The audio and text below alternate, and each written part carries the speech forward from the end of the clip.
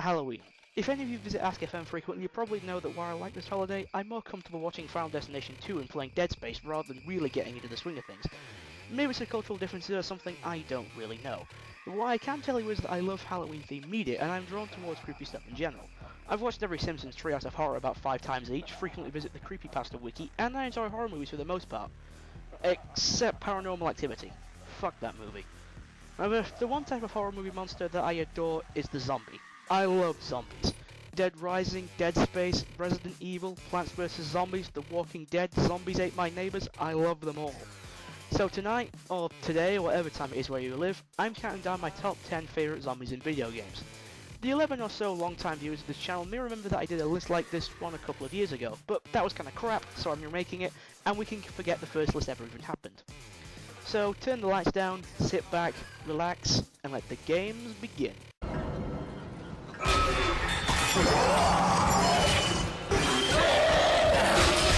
While our first entry may not be zombies in the traditional sense, they do manage to completely shift the entire focus of the game they appear in as soon as they show up, which is a feat not many enemies have been able to manage, let alone master.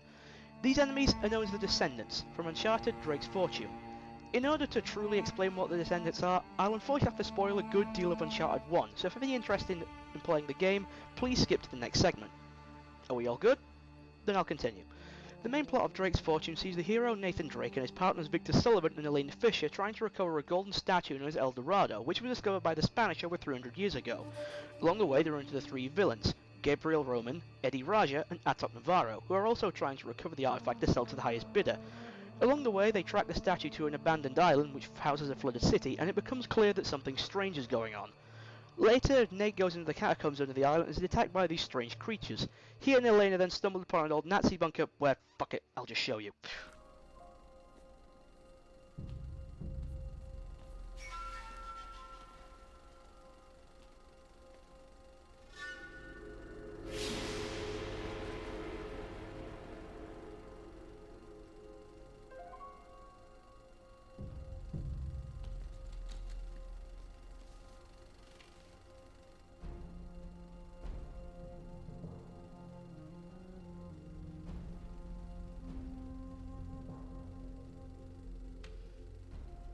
Is near. The devils hunt for me in the darkness. The gold of El Dorado bears a terrible curse. The Spaniards have unleashed hell, become as demons. It turns out that El Dorado contains a mummy which is infected with a deadly virus. This virus makes anyone infected with it lose all reason and rationality and makes them overcome with primal fury. Nate realised that this is what's happened to the Spaniards. They opened their sarcophagus and became infected with the virus, and through centuries of inbreeding evolved into the Descendants. Now, let me tell you, these things are tough. You never want to engage them in a close quarters fight, given that they can kill you in 2 to 3 swipes of their claws, and are also resistant to gunfire, which makes them ridiculously hard to take down. However, that's not the only reason why they're here. They're here because of how well the developers decided to use them. Like what happened with the Flood from Halo, the Descendants completely change the tone and style of the game the minute they show up. With the 2 chapters they appear, playing more like a survival horror game than a third-person shooter. Ammo becomes scarce, the entire area is pitch black aside from your torch, the Descendants can pop up out in a corner, the tunnels act like a labyrinth. Basically, whenever the Descendants show up, it's always when you absolutely don't want to see them. Finally, the Descendants take number 10 because they're pretty much the closest thing video games have to their very first zombie myths. You see, in voodoo mythology, zombies were people that were forced to drink a special concoction, usually from a shaman or witch, which would wipe away their individuality and turn them into slaves. Should their master be killed, then they become mindless beasts. Oh, and they also feel no pain. Somebody give those guys at Naughty Dog a medal.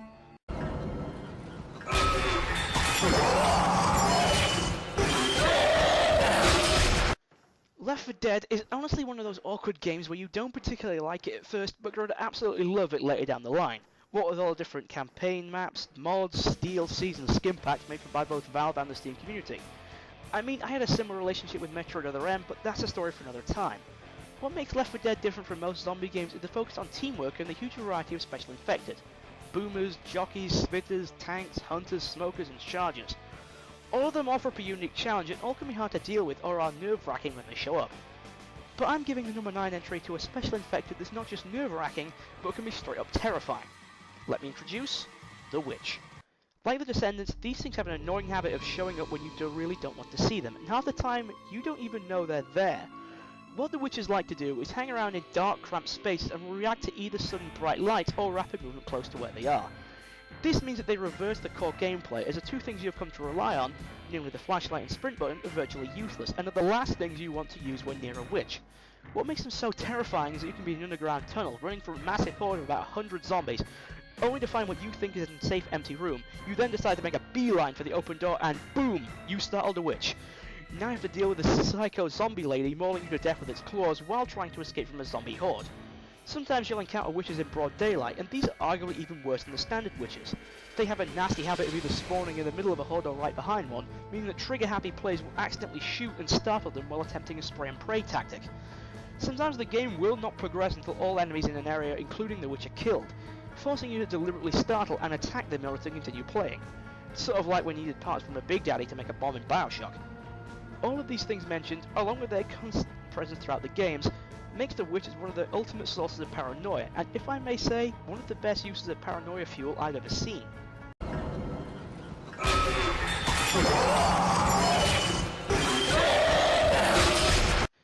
Is it just me, or is Pokemon getting extremely dark and creepy with the backstories and Pokedex entries?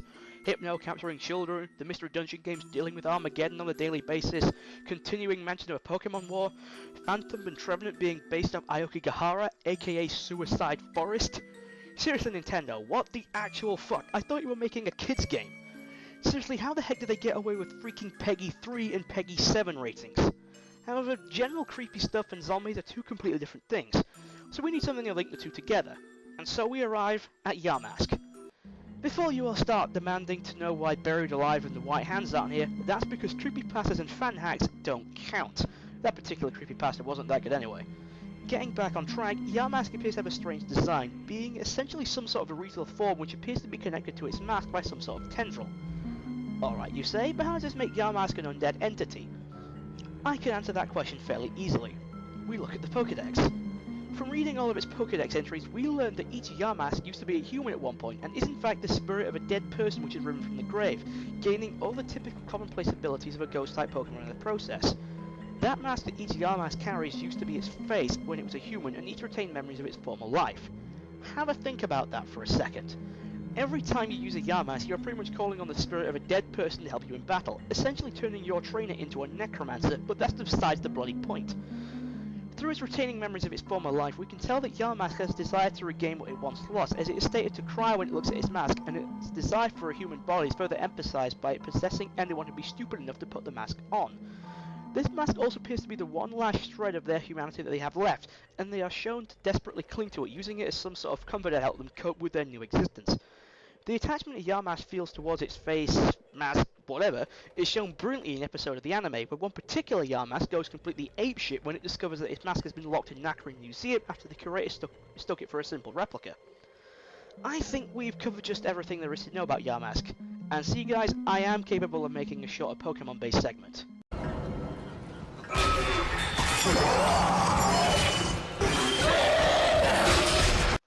When a zombie is persistent enough to pursue you throughout the whole game, and when he's that big of a deal the game itself is named after him, you know this particular zombie is going to appear on the list at some point. So here he is, the one and only Nemesis. Okay, now this is how you get a chaser enemy done right.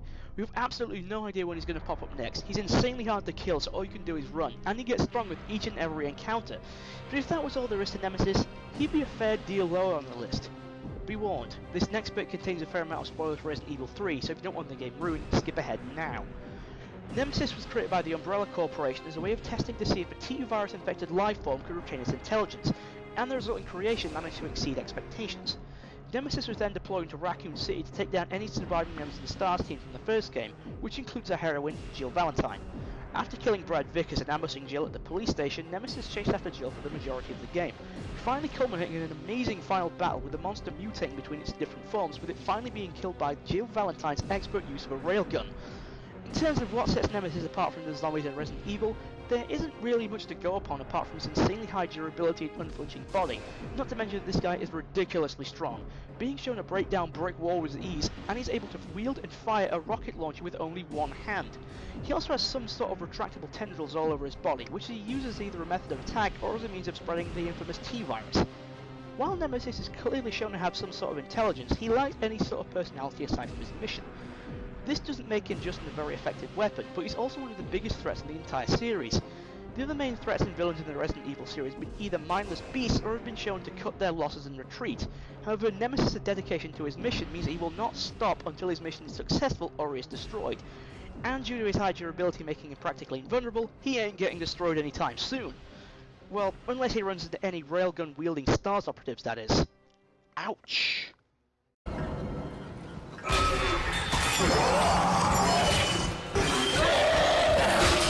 Sweet jam jar jarati throwing Jesus. Naughty Dog, you've done it again. When The Last of Us rolled up for game stores back in June 2013, I didn't buy it at first. After rectifying this colossal mistake, I have to say that this game is absolutely fucking amazing. Emotional drama, nerve-wracking stealth segments, amazing scenery and level design, and most importantly, zombies. It's like the game has something for everyone. Speaking of zombies, The Last of Us offers up an interesting and almost realistic take on the zombie apocalypse. Rather than nuclear fallout or a deadly virus, the infected in The Last of Us were created after humans were infected with a mutated strain of the cordyceps fungus, which is an actual real-life fungus. This fungal infection attacks the brain and gains complete control over the host's body and begins to mutate it beyond recognition.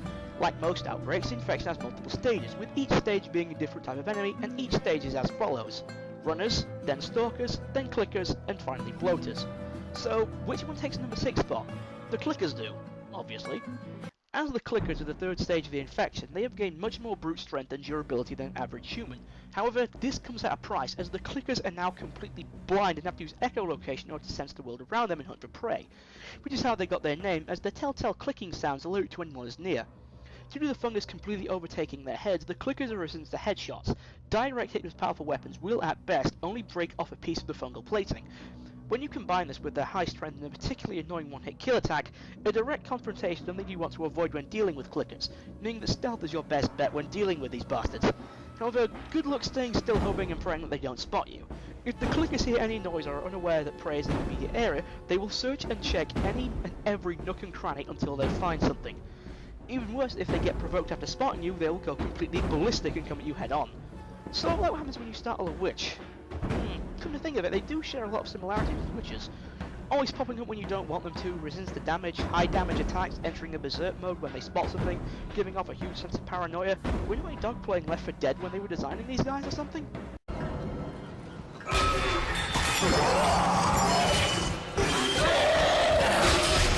Honestly, the main reason why I don't talk about the more traditional type of fighting games is because I generally don't enjoy them. With the exception of Tekken. Tekken's awesome. I need to play more Tekken. Go play Tekken. Okay, I lied. There is another exception. And fittingly, it's characterized based on classic horror movie monsters. That series is, of course, Darkstalkers. So, how does this fit in with the theme of the countdown? Simple. Seeing as how each Darkstalker's character is inspired by some kind of mythological creature, zombies are bound to show up. And they do. Through his Enko. Born in China all the way back in 1730, his Enko's village was attacked by Darkstalkers on the night that she and her twin sister Mei Ling were to become Senjutsushis. The mother of the sisters gave her life to save the village, trapping her soul in darkness. In order to save her mother's soul, his Enko used a forbidden technique to turn herself into a Jiangshi, which is basically a Chinese zombie-vampire hybrid, and before you all ask, it counts. Her sister then turned herself into a protective ward in order to prevent his Enko from losing control of her new form, and the two became a dark hunter, hunting down Darkstalkers and trying to recover their mother's soul. Her personality appears to be hard to pin down. She appears to have a strong sense of justice and love for her sister, yet appears to have a happy-go-lucky approach to fighting, and can almost come off as slightly immature whenever she wins a fight. I'm guessing that that's because she's been doing this for so long. She learned what she can and can't do a really long time ago. Heck, she even appears to enjoy herself when she's fighting. Not in a sadistic way. She enjoys it the same way you'd enjoy playing your favourite video game or watching a favourite movie. She even appears to be some sort of a weapons lover, as her arsenal is downright huge, probably from all the stuff she's collected over the years. Her main weapons are those claws attached to those really long sleeves of hers, but she also has kunai daggers, spike balls, giant swords, axes, a sledgehammer, giant saw blades, giant daggers, knives, clay bombs, shurikens, and even more unusual stuff like weights, rocks, barrels, star blocks, chains, boomerangs, a gong, bonsai trees, even a plush doll. She even made copies of Vega's claws and Chun-Li's bracelets. And if that's not enough, she even has the ability to run on thin air and can teleport and disappear for a limited time. She even makes an appearance in Marvel vs. Capcom 3 where she's somehow even more insane. Quite a lot of her attacks in that game involve her throwing whatever she can get her hands on, mauling them with her claws, and smacking them with the largest blades imaginable. Seriously, if this is what you get when you become a Jiang Shi, then sign me up.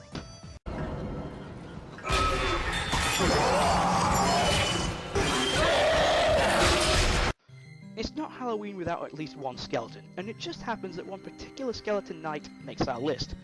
That knight is none other than medieval Sir Daniel Fortescue. Before he became a skeleton knight, Sir Daniel entertained the king of the mystical land of Gallowmere with his stories of brave deeds and of slaying dragons. The king was so impressed that he made Sir Daniel the general of his army, and when the fearsome sorcerer Zarok threatened the kingdom, he put Sir Daniel straight in the front lines. Tales were told after the battle of Sir Daniel's heroic final duel with the wicked sorcerer, delivering the final blow whilst mortally wounded before dying as the kingdom's hero. In reality, Sir Daniel was a big fat liar. All his stories were completely fake, and he was the first casualty of the battle, killed by a straight arrow right in his eye socket. Not unlike a famous English king in a certain battle in 1060-something or other. The king was incredibly embarrassed and made the whole story up to avoid being seen as an idiot. By the time Zarok returns 100 years later, he resurrects an army of zombies from the graveyard, and naturally this causes Sir Daniel to rise from his crypt for a second chance for glory and take down Zarok. As he's determined to finally prove himself, this naturally gives Sir Daniel a determined yet strangely humorous personality, which really stands out through his interaction with the other characters, as no one else seems to take the poor guy seriously. Although, why should they? I also have to give points to the developers here. They somehow managed to create a memorable Tim Burton-esque skeleton character, while said character has a lower jaw. Daniel's lack of a lower jaw means that only speech is muffled, and as we all know, automatically more hilarious. Here, have a montage.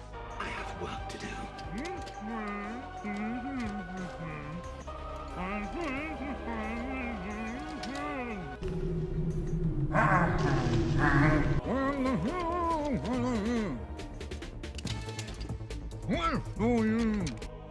When it comes to combat abilities, I can safely call Sir Dan the PlayStation equivalent to Link. Aside from his skill with the sword and shield, he is a knight after all, just not a very good one, Sir Daniel seems to be able to pick up any weapon and instantly know how to use it. Seriously, this guy's arsenal can rival that of his Enkos. Clubs, hammers, spears, longbows, crossbows, the list is quite large. He's just been able to use magic as in the first game. He can use magical lightning bolts, infuse his weapons with certain magical properties, and he has a special potion that lets him breathe fire, and a special armor which gives him the appearance and powers of a dragon. Unfortunately, flight isn't included. He even carries magical chicken drumsticks to turn any enemies they hit into a chicken. This kind of thing is common in medieval, so don't ask. He's also been shown to use his body for certain different attacks, such as using a shield and dash attack to turn into a living, or rather skeletal battering ram, pull off his own arm and swing it around as a makeshift weapon, and in Medieval 2 he gains the ability to detach his skull and place it on certain objects in order to control them, or place it onto a nearby hand to create a Dan hand, and the resulting creation is essentially Lurch from the Addams Family. On another note, Sir Daniel is one of the characters chosen to appear in PlayStation All-Stars, and while he can be tricky to use, I like playing as him, simply because of his downright comical fighting style and attacks.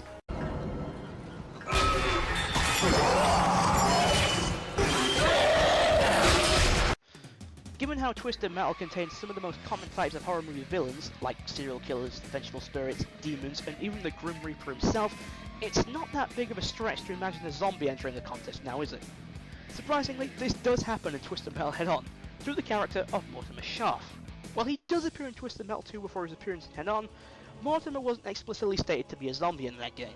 His age is listed as long dead, but in Twisted Metal 2 he appears to be more of a soul collector of sorts, just by going on what happened in his ending.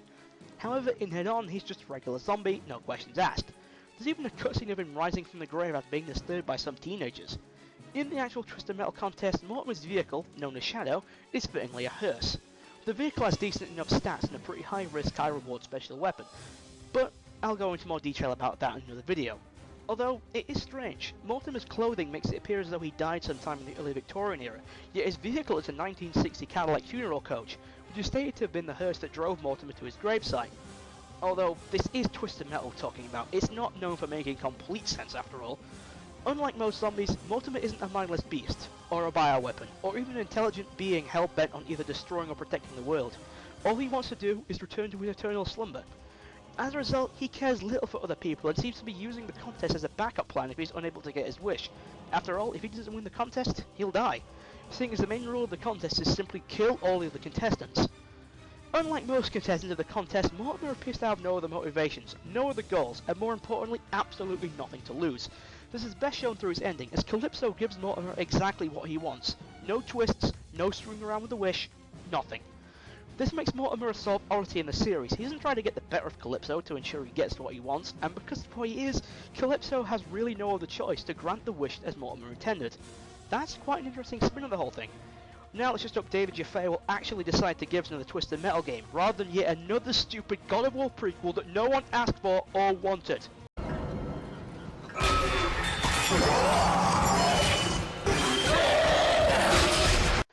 Honestly, Lollipop Chainsaw should feel proud of itself. Its zombies have been unique and interesting enough to make it onto both of my zombie-related countdowns. If you're wondering whether Killer Billy will appear again, I'm afraid he's not going to. Even if I didn't have a rule about reusing the same entry as last time, my opinion on that guy has changed considerably since 2 years ago. This time, the Lollipop Chainsaw entry is going to be my favourite boss in the game. The 5th Dark Purveyor, Lewis Legend. Despite looking like the result of a crossover between Grease and Dawn of the Dead, well, he is supposed to be the embodiment of rock and roll music, Lewis is actually one of the smartest bosses in the game. He serves as the personal bodyguard to the main villain and self-appointed leader of the Dark Purveyors, stays hidden for the majority of the level leading up to the fight, and goes so far as to launch a surprise attack against Juliet when she thinks she has the villain cornered. By not attacking Juliet on a personal level and not making his presence known, this gives Lewis a technical upper hand in his fight against Juliet, as she's had zero time to prepare for his fighting style and he doesn't make the mistake of getting her angry. Seriously, mess with Juliet Starling's family at your own peril. In battle, Lewis wields one of the coolest weapons I've ever seen. His weapon is a guitar with a buzzsaw attached to one end and a machine gun in the neck, which is fired by Lewis playing a riff on the guitar. Screw practicality, I want one. The guy also rides around in a motorcycle which also doubles as a transforming mecha. That mecha appears to have the same weapons as those built into his guitar, and it also has a flamethrower attack from the motorcycle's exhaust and a deadly stomp move. Not to mention that this guy is somehow capable of riding the bike while his legs have been sliced off. This naturally means that he won't go down easily, which is fitting as his battle has no more than 4 stages, more than any other boss in the game. The first phase is Lewis by himself, the next is Lewis riding his motorcycle, then his bike becomes the mecha, and then his mecha's legs get destroyed, forcing him to enter the last phase using a halfway point between the bike and the mecha, which is basically the mecha but with wheels instead of legs. Well, I guess they won't just let anybody be the leader of the Dark Purveyors now, would they? All of this taken into account makes Lewis Legend definitely deserve his spot at number 2. I mean, seriously, what was I thinking in that last video?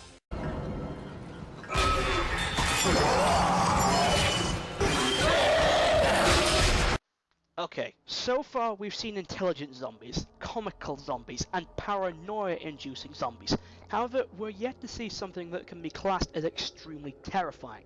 Something that doesn't put players on edge and make them paranoid, but can be outright nightmare-inducing. It just so happens that this type of zombie exists, and it has taken the number 1 slot on this year's Halloween special. This year, my number 1 are the Necromorphs from the Dead Space series. Sweet Jesus, never have I played a series quite like Dead Space. At its core, it's basically Alien meets Night of the Living Dead, 2 of the most downright bowel-emptyingly terrifying movies ever made. However, the main thing with horror games is that they're only as scary and as intimidating as the enemies in them. And boy do the Necromorphs deliver. When fighting them, they completely turn the idea of zombies on its head. How? Well, everyone knows that the best way to kill a zombie is to remove the head and destroy the brain, and cutting off the limbs will only slow it down at most. But to kill a Necromorph, you have to cut off its limbs. Decapitating it will only slow it down. To answer the question of what they are, Necromorphs are people or corpses mutated into horrific new forms by a mysterious form of electromagnetic energy given off by monolith-like objects called markers. The type of Necromorph that a person becomes appears to be determined on where they were and what they were doing. For example, Slashers are deemed as the basic default Necromorph, Lurkers are formed from the bodies of infants, Brutes are formed from multiple corpses that have been fused together, Twitchers are formed from the bodies of those equipped with the stasis module, and Feeders are simply humans that have been infected by consuming Necromorph flesh, that are speculated to mutate into wizards after a period of time. Heck, that's just barely scraping the tip of the iceberg, because as of Dead Space 3, there are 47 individual types of Necromorph, including bosses like the Hive Mind, Corruption, and Ubermorph. There are even special types of Necromorph called Hunters and Regenerators that appear in Dead Space 1 and Dead Space 3 respectively.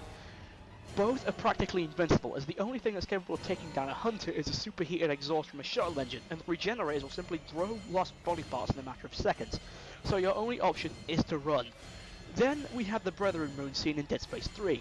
These things are essentially planet-sized necromorphs and are said to be the result of what happens when necromorphs consume and infect all organic life on a planet. And given how the only thought that basic necromorphs have is to simply infect all they find and add it to their collective, that's a very real possibility. What makes the Brother moves even scarier is the fact that they have become sentient enough to the point that they are capable of free will, speech, and view all other life in the universe as mere food and see themselves as gods. Also, like the witches and clickers, the Necromorphs are also well used throughout the game. You have no way of telling where one will pop out next. You have no idea as to what type of Necromorph it will be. They're unpredictable. They never become tedious, and their encounters never become something that you've seen 1,000 times before. The witches and the clickers may have kept you on edge and gave you an uneasy feeling whenever you were around them, but the Necromorphs managed to do this throughout the entire game, if not the entire series. With the other enemies, it was a relief when you entered an empty room or turned a corner to find nothing there. With these guys, it's the complete opposite. You never know where one may be hiding, just hiding inside a vent waiting to jump out and spear your face. I'm a Nintendo kid, and I don't think that the Necromorphs are the greatest video game zombies, but some of the best horror game enemies of all time. Thanks for watching, I'll see you all next time.